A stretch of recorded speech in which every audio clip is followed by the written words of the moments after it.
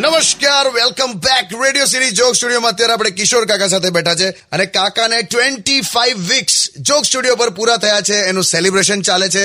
એમનું ન્યૂઝપેપરમાં ઇન્ટરવ્યુ છપાય એટલે આપણી સાથે સ્ટુડિયોમાં મોજૂદ છે ન્યૂઝપેપરના રિપોર્ટર, જેમનું નામ છે મહેશભાઈ મોહમ્મદભાઈ મેકવાન. અને આ ભાઈબંધ જે ઇન્ટરવ્યુ માટે આવ્યો છે એ પાછો ક્રાઇમ રિપોર્ટર છે.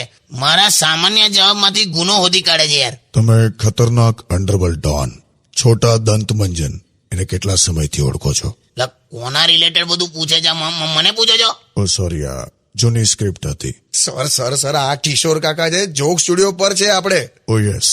તો સાદા સવાલમાં એ છે કે તમે કોમેડી કરો છો તો તમારું વાંચન તો હશે ને? ના, મેં નહીં વાંચતો ભાઈ.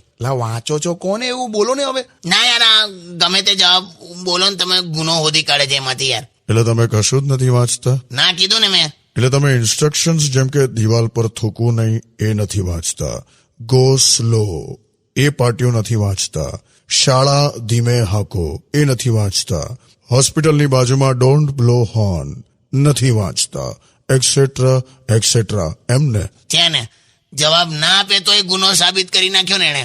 અને છે ને આ ભાઈ આને ટેવ પડી ગઈ છે. તને કહું, આ સફરજન મારે કાનનું ખાવું છે, ગજવામથી ચપ્પુ નહીં કાઢી શકતો, બાકી આપણને મર્ડરર સાબિત કરી નાખ્યા. देख भाई, तेरे को जो करना हो कर, डाल दे मेरे को जेल में बस. કાકા બોસ કરો યાર, હું સોંગ્સ મૂકું છું, સરસ સેટ થઈ જશે યાર ઇન્ટરવ્યુ. શું કામ ચિંતા કરો છો? ઇન્ટરવ્યુ નું જે થાય તે થાય, તું મને મૂકીને ના જઈશ યાર. આજે ઘેર પણ હું આવજે.